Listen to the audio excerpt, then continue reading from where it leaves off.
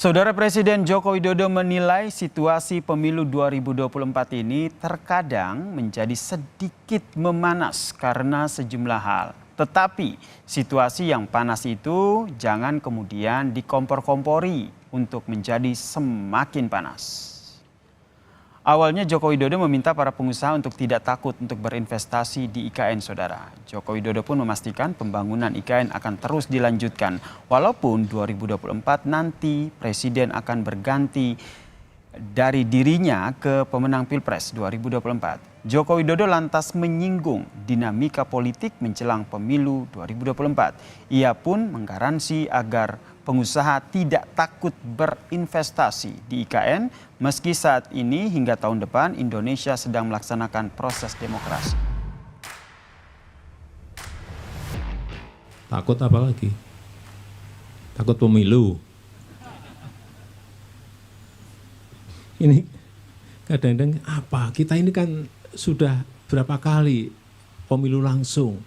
2024, 2009, 2014, 2019. Ya kalau mau pemilu anget-anget dikit agak-agak panas kan nggak apa-apa. Yang paling penting Bapak Ibu jangan beli kipas itu. Ngipasin. Atau ibu-ibu beli kompor manas-manasin. Enggak lah, kita ini saya lihat sudah semakin dewasa dalam berdemokrasi. Perbedaan itu biasa. Beda pilihan biasa gitu loh.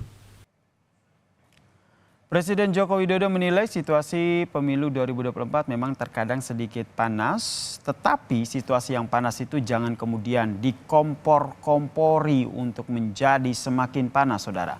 Lalu apa makna dari ucapan Joko Widodo ini? Kita perbincangkan dengan Direktur Eksekutif Indikator Politik Indonesia, Burhanuddin Muhtadi yang telah bergabung bersama kami di Kompas Malam. Selamat malam, salam sehat Mas Burhan. Malam Yasir. Ini situasi yang panas, kata Presiden Joko Widodo, jangan dipanas-panasi. Anda membacanya seperti apa nih ungkapan Presiden Joko Widodo? Ya sepertinya memang satu ada masalah teknokratik yang tentu beliau ingin selesaikan, yaitu berkaitan dengan agenda dan PR IKN.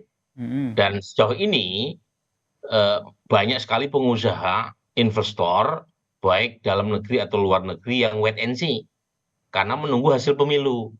Ya, karena bagaimanapun ada kekhawatiran dari kalangan pengusaha kalau misalnya yang menang itu bukan Prabowo Gibran, itu dikhawatirkan proyek IKN ini tidak ada kelanjutan. Sampai di situ dulu Mas Burhan, kenapa harus Prabowo Gibran? Nah sejauh ini Prabowo Gibran yang dianggap paling komit menarasikan keberlanjutan, dan jangan lupa ada Gibran di sana. Jadi ada banyak isu yang berseliweran. Kebetulan saya sering sekali diundang mengisi acara political outlook di kalangan business community. Itu ada kekhawatiran di kalangan mereka kalau misalnya yang menang Ganjar Mahfud, apalagi Anies Muhaimin, itu nasib IKN belum jelas.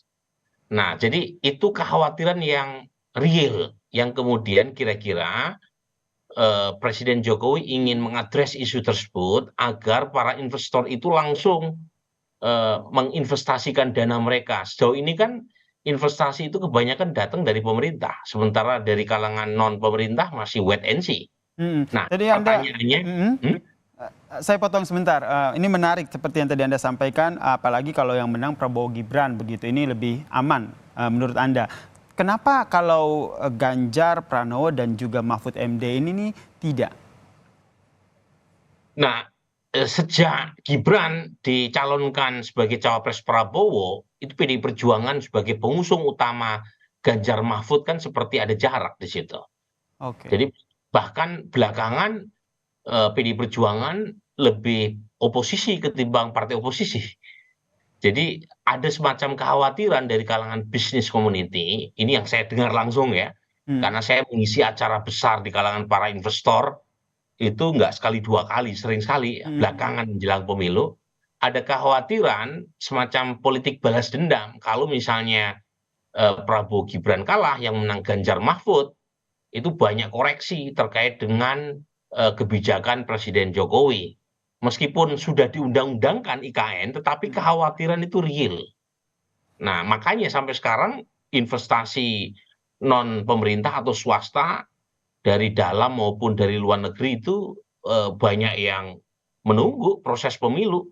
Dan menurut saya pemilunya kemungkinan harus ditunggu sampai putaran kedua, yaitu bulan Juni.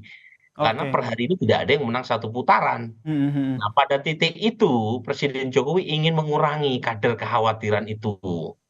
Cuma kemudian kan masyarakat juga melihat bahwa Presiden Jokowi sekarang bagian dari persoalan yang membuat kecemasan itu bertambah kan?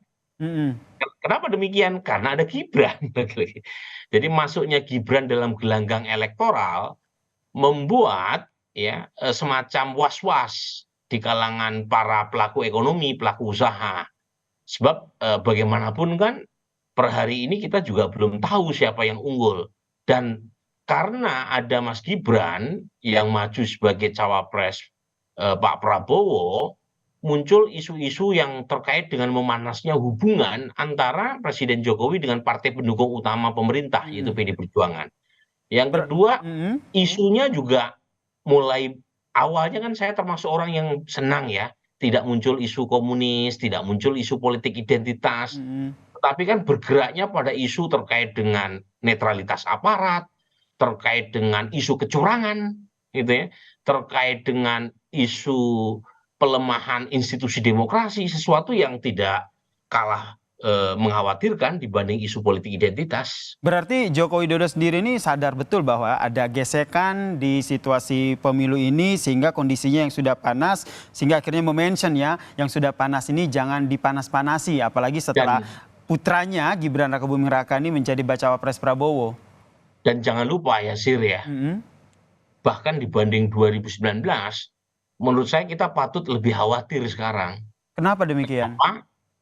Karena di 2019 itu eh, Presiden Jokowi bersama Kiai Ma'ruf Amin itu didukung oleh semua elemen yang sedang mendapatkan mandat demokratik sebagai penguasa. Jadi partai pemerintah itu ngumpul semua Mhm. di belakang Presiden Jokowi. Nah, sekarang yang terjadi adalah lebih kompleks karena pertarungan bukan hanya melibatkan antara capres yang didukung oleh pemerintah dengan oposisi, katakanlah demikian ya, tetapi juga antar kekuatan pemerintah. Jadi bayangkan Anies Baswedan pun didukung oleh dua partai pemerintah, Nasdem dan PKB. Yang kedua, jangan lupa, PD Perjuangan mendukung Ganjar Mahfud. Mhm. Jadi sesama mereka yang punya instrumen dan akses terhadap kekuasaan, sekarang bertarung satu sama lain. Jadi menurut saya kekhawatiran Presiden itu masuk akal, bahwa kita dalam situasi yang meningkat tensi politiknya dan sebaiknya situasi ini jangan ditambah panas. Karena tadi yang berebut kekuasaan sama-sama punya akses terhadap Mhm. instrumen kekuasaan. Ini kan lebih berbahaya. Kalau dulu Pak Prabowo didukung oleh Partai Gerindra, Demokrat, Mhm. PKS, dan PAN yang tidak punya akses kekuasaan. Mhm. Sekarang yang bertarung sama-sama punya akses terhadap aparat, sama-sama punya akses terhadap instansi kekuasaan. Mhm. Dan kalau misalnya mereka tidak netral dan kemudian saling baku hantam sesama kontestan dan melibatkan akses dan kekuasaan, itu kan yang jadi korban kita semua. Mas Burhan, Bisa. ini cukup tidak dengan hanya menyampaikan bahwa ini sudah panas, jangan dipanas-panasi. Tapi kalau kita lihat akar permasalahannya kan sebenarnya muncul dari ketidakharmonisan begitu hubungan antara Joko Widodo dan juga PDIP yang kemudian renggang gitu. Kedepannya apa sebenarnya yang harus dilakukan Nah, sehingga kita juga akhirnya bisa mendapatkan pemilu yang damai begitu, jangan dipanas-panasin. Nah, itu bagus tuh ya pertanyaan Yasir. Jadi menurut saya dimulai dari Presiden Jokowi dan partai pendukung utamanya yaitu PD Perjuangan. Mhm. Jadi menurut saya perlu rekonsiliasi, cari solusi yang bersifat win-win antara kedua belah pihak ini. Yang terjadi sekarang kan justru PD Perjuangan yang melahirkan Presiden Jokowi yang sekarang tampil di garda paling depan gerakan tanda kutip ya oposisional. Mhm. Jadi meskipun masih dalam pemerintahan, siapa yang menggulirkan hak angket terkait dengan keputusan MK yang memang bermasalah itu? Ya dari PD Perjuangan. Jadi menurut saya perlu dimulai dari solusi antara Ibu Mega dan Presiden Jokowi. Itu Ini dua idealnya. pasangan Realitanya bakal kejadian nggak? ya, ya menurut saya Presiden Jokowi kan punya pengalaman panjang Mm-mm. mencari titik temu. Jadi menurut saya sebagai kan Presiden Jokowi mengaku sebagai putra atau anak Ibu Mega. Jadi kalau misalnya sekarang Presiden Jokowi dianggap tanda kutip ya crossing the limit karena memperbolehkan Gibran maju sebagai cawapres Pak Prabowo Mm. sebagai anak. Ini pengakuan Presiden Jokowi sendiri nih, ya, yang kadang nakal, ya ada baiknya juga, gitu ya. Presiden Jokowi sowan ke Ibu Mega, kemudian selesaikan secara dewasa antara Oke. kedua beliau. Menurut saya Ini itu mm. akan membantu ini menenteramkan atau menurunkan tensi politik yang panas. Oke, menenteramkan kondisi politik. Apakah ini juga ada kaitannya dengan PDIP yang hingga saat ini belum memperjelas status dari Gibran Rakabuming Raka di PDIP? Karena dari PDIP sendiri juga ingin menunggu begitu ada tabayun begitu dari Gibran dan juga Joko Widodo untuk berdamai ataupun ada rekonsiliasi seperti yang Anda sebutkan tadi. Singkat saja. Ya, sebenarnya itu isu yang tidak terlalu substansial ya. Dramanya aja yang terlalu diperpanjang. Ibarat sinetron tersanjung ya. Jadi berepisode gitu ya. Sebaiknya sih akar utamanya bukan di situ. Akar utamanya adalah Ibu Mega dan Presiden Jokowi perlu ketemu, Oke, kemudian mencari titik temu yang bersifat win-win, yang sama-sama enak, baik. zero sum game. Dan Oke, itu akan membantu setengah dari persoalan terkait dengan tensi politik yang sekarang terjadi. oke, akar utamanya itu ya Presiden Joko Widodo dan juga Ibu Megawati sehingga tidak ada drama seperti yang disebutkan tadi, drama tersanjung gitu sampai 6 Iya, babak sampai gitu ya. berjilid-jilid. Baik. Ini Terima tutup. kasih. Ya.